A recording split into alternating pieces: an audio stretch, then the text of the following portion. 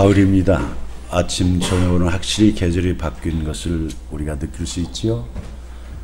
예수 믿는 우리가 가을 되면은 한번 좀 더 이렇게 결단해야 할 것을 제가 생각해 보니까, 여러분이 텔레비전을 다들 뭐 우리 텔레비전 떨어져 살 수 없지요. 그런데 조금 책을 봤으면 좋겠다. 책도 성경을 좀 봤으면 좋겠다. 하나님의 말씀을 좀 보는데 시간을 썼으면 좋겠다. 그래야, 왜 그러냐? 그래야만 우리가 하나님의 사람으로서 하나님을 말씀으로 만나는 거거든요. 하나님이 우리를 만나주시는 방법이 말씀입니다. 객관적으로 그 말씀으로 하나님을 만나고, 말씀을 통해서 하나님의 은혜를 깨닫고 하나님의 그 가르침을 따라 살아갈 때 하나님이 하나님 되심을 우리가 체험할 수 있어요. 그래서 믿음이 자라는 거예요. 그래서 하나님 이러신 분이구나, 말씀을 내가 겪어봐야, 내 생각과 내 경험을 버리고 세상의 지식을 버리고 하나님의 말씀 앞에 내가 결단하고 순종하면은 그때 하나님이 어떤 분이신가를 우리가 알게 됩니다. 그래서 말씀의 권능을 믿게 되고, 그래서 그 믿음이, 우리가 믿음을 쉽게 얘기하면 말씀을 믿는 거예요. 이게 하나님의 말씀이다. 하나님의 말씀은 진리고 진실이고 다 이루어지는 거다. 지금도 하나님의 말씀으로 나와 동행하신다라는 것을 이게 알아야 돼요. 그래서 그 어떻게 하면 이것을 좀 와닿게 우리 성도들이 정말 그렇구만, 성경에 보니까 정말 그러네 라고 동의하고 긍정적으로 나도 그래야 되겠구나 라고 여러분들이 도전을 받을 수 있는 것이 뭘까 라고 성경을 제가 잠시 생각을 해보니까, 신약 성경 가운데 예수님 제자 이야기가 많이 나오는데 가장 많이 나오는 게 누구 얘기예요? 베드로 얘기입니다. 제가 자주 말씀드리지 않습니까? 왜 베드로 얘기가 참 많이 나오냐면, 베드로는 우리 모두를 대표하는 그런 존재와 같다라는 거예요.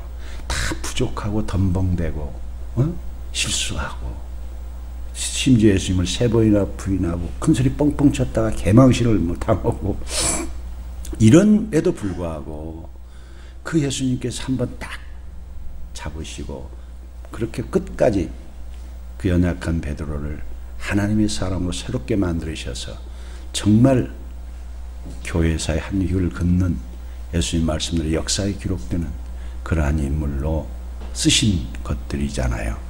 그래서 베드로가 많이 나오는 거지요. 마치 구약의 야곱과 같이 많이 나와요. 그래서 오늘은 베드로가 어떻게 예수님을 만나서 변화되기 시작했는가라는 것을 자세히 기록한 것이 누가복음이에요. 베드로가 예수님을 만나는 장면은 뭐 사고범서에 좀 다르게 다 기록되어 있는데, 특별히 자세히 기록된 게 누가복음이에요. 요한복음 1장에서 보면은 본래 세례 요한의 제자로 있던 베드로의 동생이 자기 형을 전도해가지고 예수님께 데려온 걸로 되어 있고, 바로 베드로가 예수님을 따른 것 같이 기록되어 있지만, 누가복음을 보면은 그렇지 않았구나, 바로 따르지 않았네 라는 걸 좀 알 수 있어요. 그래서 우리가 성경을 볼 때는 항상 전체 성경들을 자세히 살펴봐야 돼요. 그래야 좀 바르게 이해할 수 있어요. 아, 이렇구나. 베드로가 우리하고 다른 게 아니라 이거지요. 뭐 엘리야가 우리하고 다른 게 아니고 모세가 우리와 다른 게 아니에요. 우리가 똑같이 성경이 똑같고 다 연약하고 다 부족해요. 그래서 우리와 다르지 않기 때문에 우리가 소망이 있는 거죠. 아브라함은 본질적으로 나하고 달라. 베드로는 본질적으로 나하고 달라. 그들은 뭐 천성적으로 뭐 좀 달랐기 때문에 저렇게 됐어. 란다면은 성경이 우리에게 아무 의미가 없죠. 우리가 똑같은 사람들인데 하나님이 그렇게 만드셨다라는 데서 우리에게 똑같이, 똑같구나, 나도 그렇게 될 수 있구나 라는 것을 가르쳐주기 위해서 쓴 거예요. 누가복음에 보면은 베드로가 예수님을 만난 것들을 보자면, 제가 볼 때는 한 3번으로 보죠. 동생 안드레를 통해서 예수님을 한번 봤고, 두 번째는 그래도 예수를 안 따르고 자기 생업을 하고 있었다고 봐요. 예수님은 베드로를 사랑하시고 그런 베드로를 쓰시기 위해서 찾아오시죠. 한번 찾아오셔가지고 또 어디로 오세요? 누가복음 4장에 보면은 베드로는 결혼해가지고 장모님을 모시고 살고 있었다라고 소개돼요. 근데 장모님이 열병에 걸렸는데 그 열병이 순간 걸린 열병이 아니라고 오랫동안 병을 앓고 유중한 상태였다라고 그 원문은 그런 의미를 담고 있게 써 있어요. 누가복음에는. 그런 베드로한테 찾아오셔서 그 장모님의 병을 고쳐주셨어요. 그럼 그 정도 되면 뭐 대단하다 하고 따를 것 같은데 그래도 안 따랐어요. 그래서 성경대로 보자면 그래요. 그리고 그냥 자기 생업. 예수님은 이제 뭐 예수님은 그 구면이지요. 베드로는 그러니까 동생 통해서 한번 지가 찾아가서 만났고 자기 장모님 아플 때 예수님이 찾아오셔서 그렇게 해주셨고 그러게 뭐 구면인데 그래서 예수님은 안 따랐다라는 거죠. 우리 뭐 교회 한두 번 나갔다고 예수님 믿습니까? 뭐 이렇게 밴들고 좀 뭐 그저 좀 다른 것 같긴 하지만 막 와닿지 않은 것이지 그게. 그런데 5장에서 결정적으로 베드로를 변화시키는 예수님의 능력을 보여주는 거예요. 그런데 베드로가 예수님 앞에서 결단할 수밖에 없는 예수가 어떤 분인가를 보여주는 장면이 우리가 누가복음 5장에 써 있는데 그 잘 아는 대로 베드로는 어부로서 뭐 이게 갈릴리 바다 뭐 여기 게네사르라든가 긴네렛이라든가 뭐 갈릴리라든가 같은 이름이에요. 같은 호수를 다르게 부르는 거예요. 거기서 어부 생활을 하고 있었던 거예요. 예수님께서는 베드로가 밤새 고기 잡으러 다 못 잡은 그날 새벽 아침에 일부러 바닷가까지 또 찾아오셨어요. 참 주님은 우리를 그렇게 찾아오십니다. 기독교에 우리가 하나님의 사랑은 그런 거예요. 찾아오시는 거죠. 우리가 하나님을 찾아가는 게 아니에요. 하나님을 찾아오세요. 전도라는 방식을 통해서 하나님을 부르시는 거죠. 찾아오셔서 베드로가 밤새 고기잡이하고 고기를 못 잡은 그래서 금을 싣고 있는 그 현장에 오셨는데 2절에서 있잖아요. 배가 두 척이 있었다. 배 두 척은 뒤에 보면 그들이라고 써 있는데 자기 동료라고 그랬잖아요. 10절에 보면은 세베대의 아들로서 시몬의 동업자인 야고보와 요한 두 명도 거기서 두 개의 배가 있었다는 많은 배가 있었다라고 성경 안 써요. 두 개의 배가 있었다라고 성경 누가는 그렇게 기록해요. 거기 한 배는 야고보와 요한이 탄 배, 한 배는 베드로가 탔던 배. 두 개의 배가 있었는데 예수님은 누구의 배를 요구해요? 베드로의 배를 요구했다는 거예요. 뭐 우리가 상식적으로 베드로는 거부할 수 없잖아요. 구면인데 야 베드로 보고 배를 좀 네 배를 좀 나 좀 태워다오. 그러니까 예수님 태워가지고 조금 띄워라. 많은 사람들이 바닷가에 있는데 설교를 해야 되는데 그렇게 좀 띄워놔라. 그렇게 해서 베드로가 예수님 말씀 옆에서 듣게 하시고 말씀을 하셨다라고 얘기합니다. 그래서 4절에 보면 예수님이 무슨 말씀을 하셨는지는 얘기 안 써 있지만 예수님이 하신 우리가 예수님이 하신 생명의 말씀이잖아요. 하나님의 나라에 관한 인간이 어떤 존재인 걸 알려주고 하나님이 창조되신 유대인들은 우리하고는 달라요. 성경을 볼 때 우리가 그런 점들은 항상 참고해야 돼요.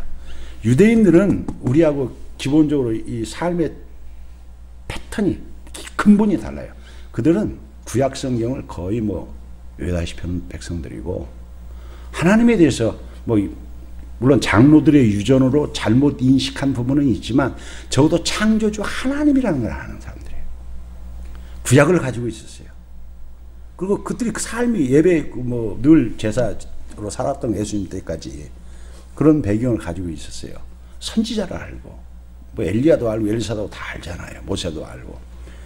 그래서 하나님의 말씀이라면은 여기서 말씀을 맡았다면 그 구약 성경을 예수님이 재해석해 줬다고 그런 거죠. 마태복음 뭐 산상수훈에 있는 5장, 6장, 7장과 같이 5, 6, 7장 있는 것 같이 구약을 잘못 알고 율법을 제대로 알지 못하고 있는 그 이스라엘 백성들에게 예수님이 하나님의 참되심을 여러 가지로 설명해 주셨지요. 그 말씀을 마치신 후에 시몬에게 이르시되 깊은 데로 가서 그물을 고기를 내려가면 고기 잡을 수 있다 라고 도전적인 말씀을 하신 거예요. 이게 굉장히 도전적인 말씀이에요. 이게 왜냐하면 예수님은 뭐 30세 때까지 직업이 목수였지 어부가 아니거든요. 베드로는 장모님 결혼해가지고 장모를 모시고 사니까 어쩌면 예수님보다 나이가 더 많을 수도 있지요. 어릴 때부터 어부로서 잔뼈가 묻어서 갈릴리 바다에서 생존하는 그런 전문인이잖아요. 근데 전문가한테 지금 이 얘기를 하는데 이해될 수 있는 상황, 누구나 알 수 있는 상황을 얘기하는 게 아니라 전혀 지금까지 베드로가 살아왔던 방식과 다른 말씀을 예수님이 요구하시는 거예요. 이게 굉장히 하나님의 말씀이 우리에게 이렇게 너희들을 살아야 한다라고 가르치는 것들이 우리가 익히 알고 있고 맞아 그렇게 살아야 돼 라고 하는 것이라면은 얼마나 쉽겠습니까? 근데 하나님의 말씀이 참으로 어려운 게 뭐냐면 이 세상 논리와는 다른 것을 우리에게 요구하시는 거예요. 사랑하라, 섬겨라, 주라, 낮아져라. 이런 것들이니까 어려운 거예요. 우리는 대접받기를 좋아하고 내가 받기를 좋아하고 자랑하기를 좋아하고 이러는데 전혀 다른 거지요. 심지어 원수까지도 사랑을 하는데 이게 우리 힘으로 됩니까? 그게 현실적으로 맞습니까? 정말로 예수님 말씀대로 살아가려면요, 우리 인간의 이성 갖고는 도무지 안 맞아요. 그럼 사회에서 오히려 존경받기보다는 냉소적으로 비웃음 나오고 더 인정받지 못하고 따돌리 나오고 이래요. 진실하게 살아야 되고 얼마나 힘듭니까? 이게 어려운 거예요. 성경은 그래서 말씀대로 사는 건 우리 힘으로 사는 게 아니에요. 다른 여러분들이 성경책 말고 다른 소설책이라든가 다른 거 읽어보십시오. 저도 삼국지 어릴 때 읽었는데 한 3번 읽으면 줄거리 딱 외워요. 쫙 다 알아. 그냥 한 3번 정독하면 쫙 머리 들어와서 뭐 조제가 어떻고 유비가 어떻고 뭐 관운정이 어떻고 잘 알잖아요. 이름도 알고 참 다 알았어. 인용할 수 있는데 성경 10번 읽어도 잘 몰라요. 본질적으로 다르잖아요. 왜요? 인간에서 나온 작품이 아니기 때문에 그러는 거예요.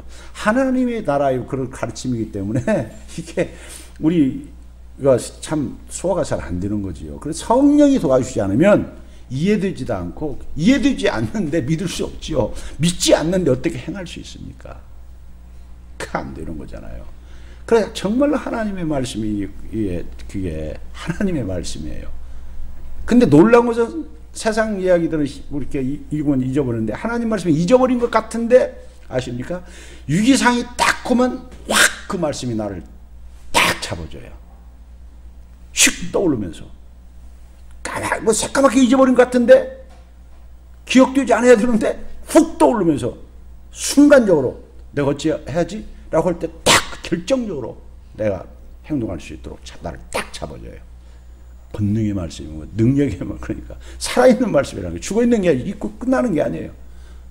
그 아주 크게 저도 제가 뭐 40년 가까이 돼가는데 그 수없이 그런 걸 많이 체험했기 때문에 확실하게 말씀을 드리고 저만 그런 게 아니라 많은 간증을 다 들어보십시오.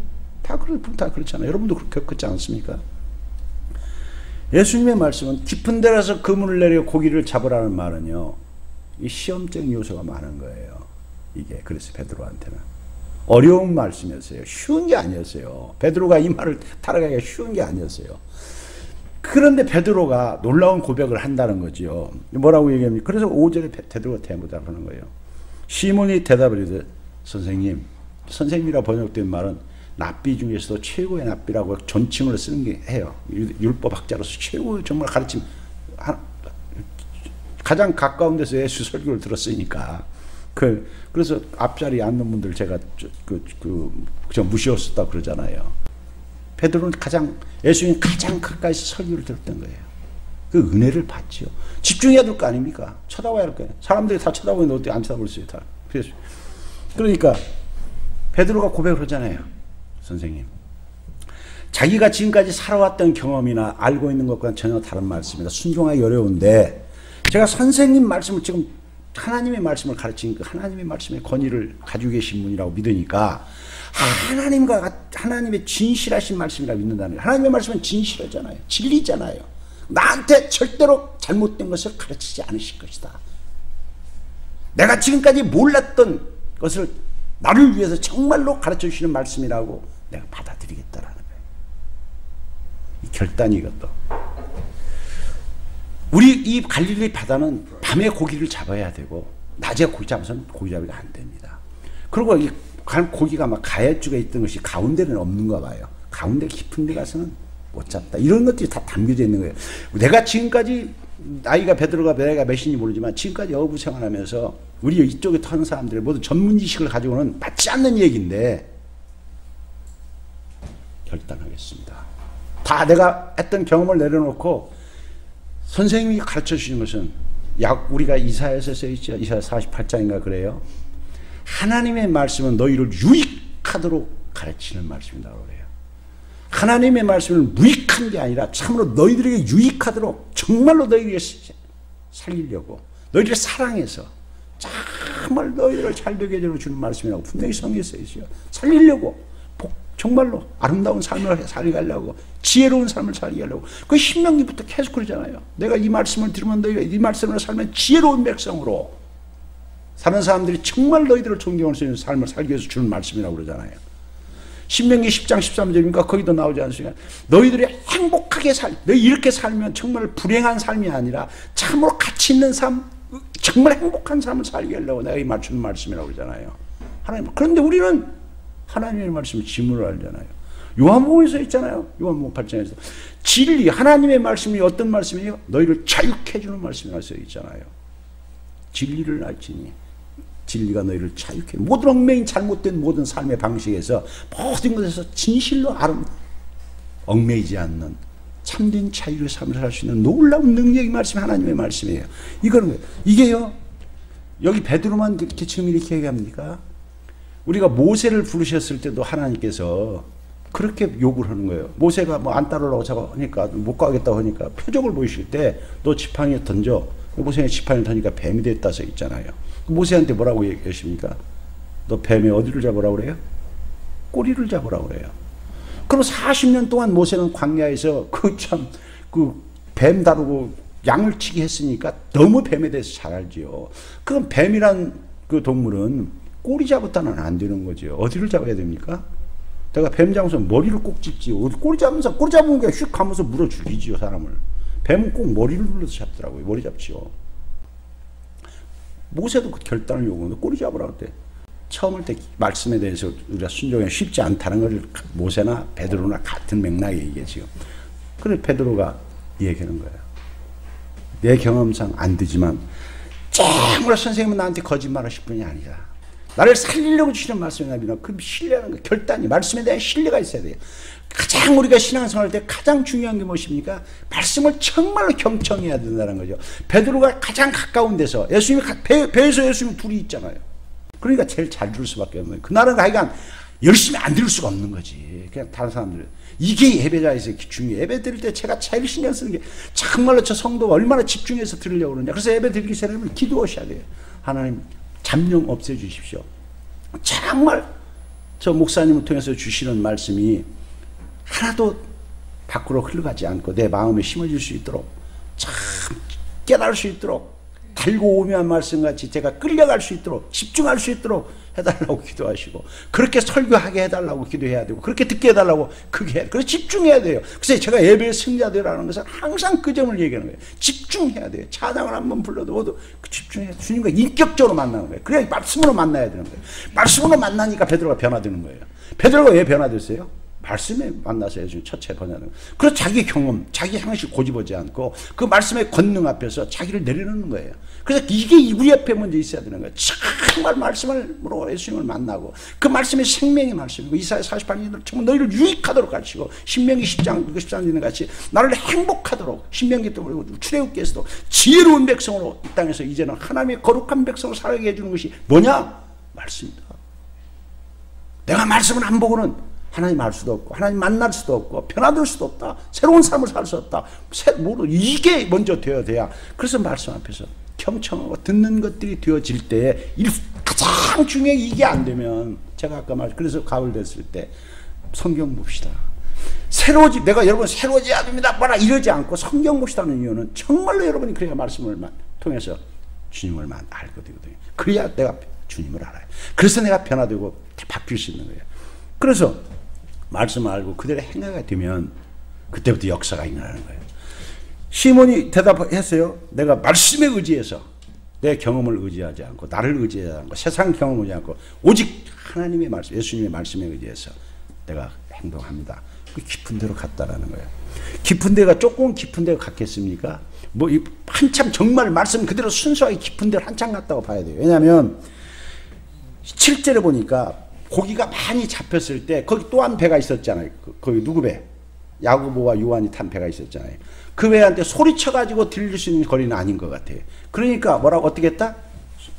이렇게 멀리서 말이 안 들리면 원래 손짓으로 했다는 거죠. 손짓해가지고 안으로 들어가고 고기 남자고 그렇게 했다고 그러니까 7절에 보면 다른 데에 있는 동무들이 손짓하여 와서 도와달라 하니까 큰 모션을 통해서 이렇게 할 만큼 깊이 들어갔다는 거죠. 얼마나 말씀대로 베드로가 들어갔냐라는 것을 보여준다는 장면이죠. 우리가 말씀을 적당히 조금 하다 말고 그러지 말고 끝까지 말씀대로 하는 거예요. 시작했으면 책임지 쉰다 하고 말씀대로 다 원리대로 가는 거예요. 그래야 삶이 결정이 돼요. 베드로가 말씀을 통해서 이제 하나님을 알았잖아요. 말씀. 그러고 나서 베드로가 변화된 것을 8절에서 얘기합니다. 기적을 말씀의 그 권능이 나타난 현장을 보고 베드로가 어떻게 변해요? 예수님이 어떤 분인 걸 알아요? 선생님 정도가 아니라 랍비정 수준이 아니라 이분은 하나님이시다라고 아는 거예요. 그래서 존칭이 바뀌지 않습니까? 주여, 주님. 아까는 선생님이었었어요. 그런데 불과 몇 주에 이제 부른 존칭이 다 바뀌어진 거예요. 베드로가 변화된 거예요. 예수님이 변화됐습니까? 예수님 그대로 계세요. 누가 변화됐어요? 예수님의 말씀에 순종하는 내가 변화되는 거예요. 그래서 내가 믿는 주님이, 내가 믿는 예수가 누군가를 아는 거예요. 이 말씀이 어떤 간 줄 알고 이게 정말로 살아있는 말씀이고 권능의 말씀이고 나를 살리는 말씀이라고 그 한다면 내가 변화되는 거예요. 그래서 뭘 알아요? 내가 하나님의 피조물임을 아는 거예요. 베드로가 죄인이라고 하는 것은 형사적인 죄를 말하는, 윤리적인 죄를 말하는 거잖아요. 영어 성경 같으면 이게 이제 그 분리되지, 뭐 크라임 같은 일반 윤리적인 죄고, 시너라고 하는 것은 종교적인 죄를 말하는 거예요. 내가 아까 얘기했잖아요. 유대인들은 종교적인 사람들이라고요. 그래서 예수님 앞에서 내가 정말 하나님 앞에 설 수 없는 죄인이라고, 나는 종교적으로 정말 거룩한 삶을 살지 못했다고, 이런 하나님을 만나고 그 앞에 설 수 있는 은혜 받을 존재가 아니다라고 고백하는 거예요. 정말로 내 자신이 얼마나 하나님 말씀대로 은혜 받지 못하고 살 존재였던가를 깨닫고 그 은혜를 베푸신 그분 앞에 두려워서, 요 두려웠다는 벌벌 떨었다는 것이라 신적 경외심을 느끼는 거예요. 베드로가 무릎을 꿇죠. 예수님 앞에 무릎을 정말로 꿇었지. 엎드려. 여자 중에서 유명한 여자 있죠. 예수님 무릎 아래에 앉는 여인 누구예요? 마리아. 마르다 동생 마리아. 무릎 아래, 예수님 가까이서 무릎 아래에 앉는 그런 존재로 변하는 거죠. 정말로 예수님 앞에 무릎을 꿇고 예수님을 주님으로 부르는. 그래서 정말로 하나님을 내가 알 때, 내가 얼마나 피조물임을 알게 될 때 하나님과의 관계가 거기서부터 시작되는 거예요. 그래서 나를 만드신 분, 내가 죄가 무엇인가를 알게 되고 그 죄로부터 나를 구원해 주시고 하나님의 자녀로 참아준, 거기부터 이게 출발돼야 되는 거예요. 성경에서 제가 이 사건을, 이게 중요하다는 걸 아는 거죠. 정말 내가 지금 여러분들이 교회 나오시는데 정말 예수님을 주님으로 고백하십니까? 정말 하나님을 내 아버지로 고백하십니까? 그게 안 되면 안 돼요. 성경 말씀이 나를 살리는 생명의 말씀을 믿습니까? 모든 문제를 여기 답이 다 있다고 믿으십니까? 그래서 문제가 생기면 눈물로 이 성경을 붙들고, 내가 지난주 말한 같이 느헤미야서가 가지고 같이 여기서 답을 찾으려고, 왜 이 하나님 주셨지, 여기 유사한 사건이 어디 있지라고 이걸 뒤적이십니까? 매일 이걸 안 보고는 내가 밥을 안 먹고 못 살듯이 영의 상으로 하면서 이걸 안 먹고는 내가 못 산다라고 그렇게 성경을 보십니까? 물을 목마른 사슴이 시냇물 쬐까 시편에 나온 같이 정말로 내 영혼이 갈급해서 하나님을 만나려고, 나를 사랑하고 나를 만드시니까, 나를 나보다 사랑하시는 그분의 음성을 들으려고, 그분과 함께 가려고 이걸 찾으십니까? 그래야 그 사랑 앞에서, 그 권능 앞에서 이런 고백할 수 있는 거예요. 주님이라고. 이게 성경에서 참 중요해요. 내가 성경 예를 들어서 내가 오늘 설교할 때 그런 거예요. 누가복음 7장 36절부터 50절까지에도 여기 이런 비슷한 사건이 나와요. 7장 36부터 50절까지는 바리새인 시몬이라는 사람이 예수를 초청해가지고 자기 집에서 대접을로 초청했는데 거기에 죄인인 여자 한 사람이 똑같이 죄인이라고 써요. 죄인인 여인 한 사람이 와서 뭘 합니까? 예수님 발 앞에, 그것도 발 앞에서 예수님 발 앞에 무릎을 꿇고 눈물을 흘리면서 흘린 눈물을 머리칼로 닦으면서 향유를 거의 다 붓고 예수님 발에다 붓고 향유를 닦아요.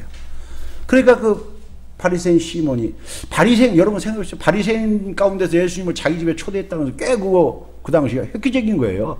대개의 바리새인들은 예수를 대적했는데 그래도 그 사람은 뭔가 조금 다르게 봐서 예수를 자기 교제하려고 자기 집에 초대해놓고는 그렇게 했다고 보니까 예배당에 우리가 오늘 말하는 예배당에 안 나오 다른 사람은 안 나오는 예배당에 나왔다 이거지 나와줬다 이거지요. 그 예수 앞에 있었다는 건데 건방지기 짝이 없는 사람이잖아요. 앉아가 판단만 하는 거예요. 판단만. 저게 내가 적어도 납비라고 생각해서 나 한 수 배우러 왔는데 저게 진짜야? 그 촉으로 판단하고 있다는 거예요. 왜냐하면 아니 저 죄인인 여자가 와서 얘들 죄인이 만지면 부정해지잖아요. 못 만지게 해야 되고 교제하면 안 되는 거예요. 이 사람 율법은.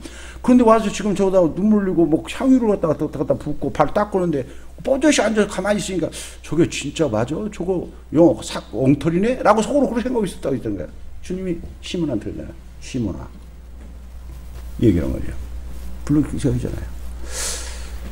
너는 나를 먼저 물어보죠. 뭐 50데나리온 빚을 진 사람과 500데나리온 빚진 사람이 있는데 그 다 돈 갚을 능력이 없어서 그 주인 되는 사람이 다 그 체감 다 탕감해줬다 다 처리해줬다면 누가 더 그 기뻐하고 감사하겠냐. 그러니까 아이고 당연히 500데나리온 그 많은 빚진 탕감해서 좋아하겠지요. 그래 네 말이 맞다. 많은 은혜를 받은 사람들이 많이 감사하고 사랑하는 거다. 너 이 여인 하는 것에 대해서 지금 판단하고 있는데 얘기해 볼게. 너는 나와 여인의 관계와 너와 나의 관계를 얘기하는 거예요. 너는 나를 집으로 불러놓고는 그 예수님이 그러시더라고요. 발 씻을 물도 안 주고. 유대인 그 기본적인 상식은 손님을 정말 손님답게 제대로 안 했다. 머리에 기름도 안 발라주고 뭐 향유 뿌리는 거 어림도 없다. 그렇게 너를 나는 홀대했는데 이 여인 봐라. 이 여인은 내 발에다가 눈물로 풀리고 머리칼로 닦고 향유를 부었는데 왜 그런 줄 아냐? 이 여인은 믿음이 있어. 너는 나에 대해서 믿음이 없다. 너는 나를 선생 정도로 그냥 그렇게 교제하려고 나를 부른지 모르지만 이 여인은 나를 뭘로 알아요? 구세주로 아는 거예요. 그래서 자기 같은 죄인, 용서할 수 없는 죄인도 용서할 줄 알고 가서 자기 감히 앞에 서지 말고 뒤에 서가지고 울면서 만나준 것만도 감격스러워서 그렇게 해준 것도 선조에 감겨서 최선을 다해서 이렇게 섬겼다. 그래서 이 여인이 믿음으로 구원받고 죄상을 받았다라고 선언하는 장면이 거기 나와요. 바리새인 시몬같이 교회 나오면서 어떻게 설교 하나 들어봐? 다시 뭔가 해봐? 이러면 안 돼.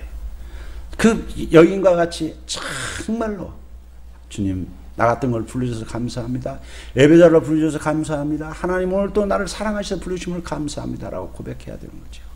그래서 주님을 정말 내가 최선을 다해서 찬양을 한번 드려도 기도를 한번 이렇게 해도 뭐 내가 헌금을 하더라도 정성을 다해서 믿음으로 하는 그런 것들이 우리에게 정말 있나 관계를 점검해야죠. 또 하나 예수님께서 최후의 만찬할 때 이야기입니다. 마태복음 26장 20절에서 25절까지 기록되어 있지요. 너희들 중에 나를 팔 자가 있다 라고 예수님께서 12제자한테 말씀하시지요. 그러니까 11명의 제자는 뭐라고 얘기합니까?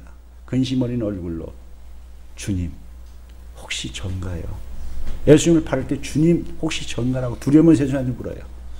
그런데 예수를 팔 가룟 유다는 어떻게 부르나요? 선생님 접니까? 여러분 선생님 소리하고 주님 소리는 다릅니다. 선생은 수없이 있습니다. 여러 분야에서 우리가 모르는 걸 가르쳐 주시는 분이 많이 있어서 선생과 제자로 관계가 수없이 올 수 있지만 내 생명을 책임져 주시고 나의 모든 걸 다스리시는 주님이라고 하는 분은 하나밖에 없습니다. 주인이 둘 되면 안 되죠. 여러분의 주인이 누구신가요? 여러분이십니까?